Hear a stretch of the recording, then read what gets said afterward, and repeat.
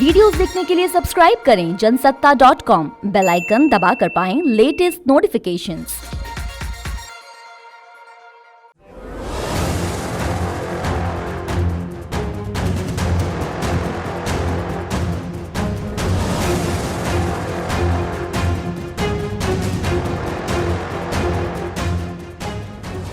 प्रियदर्शनी संग ज्योतिरादित्य की शादी।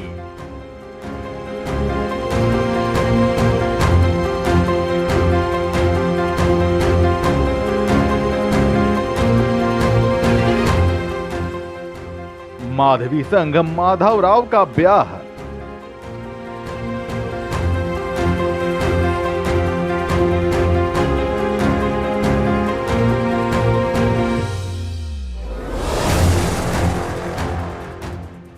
सिंधिया घराने की दो प्रेम कहानियां।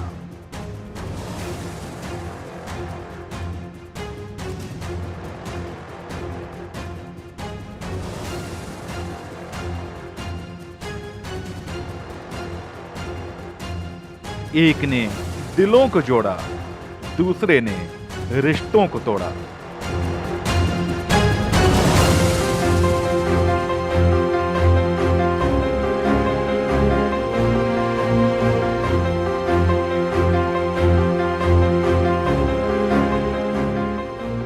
अगर किसी को पहली नजर में ही किसी से प्यार हो जाए और वो जीवन संगनी बन जाए, यह सौभाग्य की बात होती है। ऐसे ही सौभाग्यशाली व्यक्तियों में शामिल हैं ज्योतिरादित्य सिंधिया, केंद्रीय मंत्री, देश के एक जाने माने नेता और साथ ही ग्वालियर राजघराने के सदस्य। वो ग्वालियर रियासत के अंतिम महाराजा जिवाजीराव सिंधिया के पोते हैं। वो प्रधानमंत्री रहे मनमोहन सिंह सरकार में केंद्रीय मंत्री रह चुके हैं और अब मौजूदा प्रधानमंत्री मोदी ने भी उन पर भरोसा जताया है। ज्योतिरादित्य सिंधिया की शादी प्रियदर्शनी सिंधिया से हुई है, जो गायकवाड़ मराठा राजघराने से ताल्लुक रखती है। आइए सबसे पहले बात इसी लव स्टोरी की कर लेते हैं जिसने दो दिलों को जोड़ा है।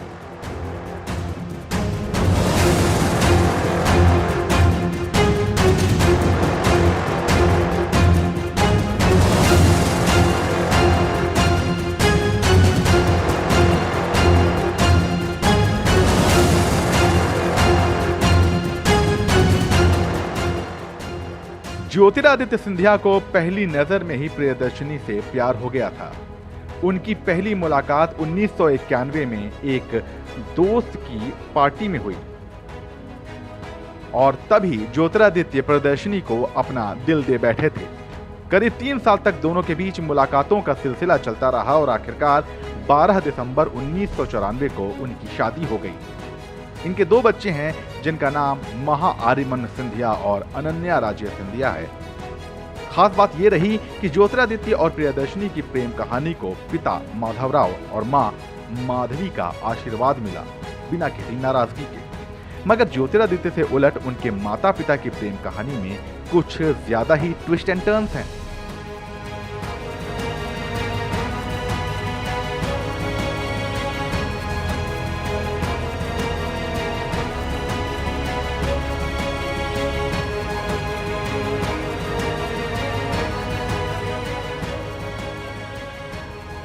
ज्योतिरादित्य के पिता माधवराव सिंधिया ने 1966 में नेपाल की राणा डायनेस्टी की राजकुमारी किरण राज्य लक्ष्मी देवी से विवाह किया। शादी के बाद उन्हें ग्वालियर राजघराने में नया नाम दिया गया, माधवी राजे सिंधिया। माधवी राजे सिंधिया के दादा जुद्ध शमशेर जंग बहादुर नेपाल के प्रधानमंत्री रहे हैं। किसी वक्त में वो राणा डायनेस्टी के मुखिया भी रहे थे। माधवराव और माधवी राजे की प्रेम कहानी भी एक अलग ही रंग समेटे है।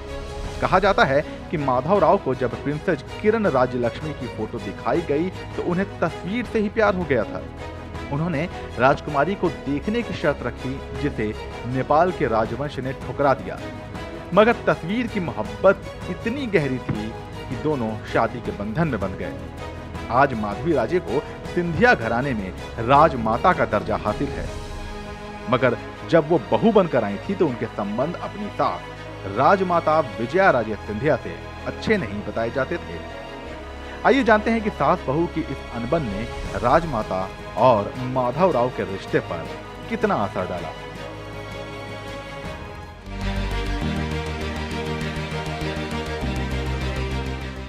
राजमाता सिंधिया बेटे से हुए मतभेद के लिए अपनी बहू को जिम्मेदार ठहराती थी।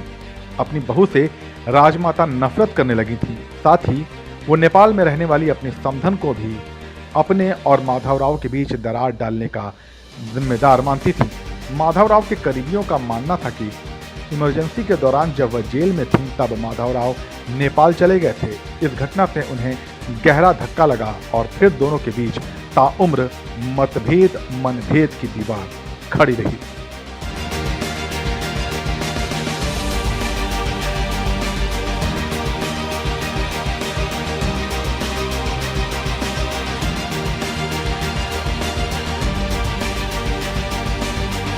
उन्नीस में इंदिरा गांधी की हत्या के बाद हुए आम चुनाव में अटल बिहारी वाजपेयी ने अपने गृह शहर ग्वालियर से चुनाव लड़ने का ऐलान किया। वाजपेयी को हराने के लिए राजीव गांधी ने माधवराव को ग्वालियर से चुनाव लड़ाने का फैसला किया। माधवराव भी चुनाव लड़ने को तैयार हो गए। उनके करीबियों के मुताबिक उस समय माधवराव अपनी माता के साथ संबंधों के सबसे खराब दौर से गुजर रहे थे। उन्होंने अपनी माता से सियासी हिसाब बराबर करने के इरादे से चुनाव लड़ने की हामी भरी थी। विपक्ष को चकमा देते हुए नामांकन के आखिरी दिन और आखिरी घंटे पर माधवराव ने कांग्रेस की तरफ से पर्चा भरा और चुनाव प्रचार में राजमाता की तमाम कोशिशों के बावजूद अटल बिहारी वाजपेयी को शिकस्त दे दी। बताया जाता है कि उस चुनाव का भी मां बेटे के रिश्ते पर बड़ा गहरा और प्रतिकूल असर पड़ा। सिंधिया परिवार की यह कहानी आपको कैसी लगी, इस पर अपनी राय हमें कमेंट सेक्शन में जरूर दीजिए और ऐसे ही दिलचस्प सियासी किस्सों के लिए बने रहिए जनसत्ता के साथ।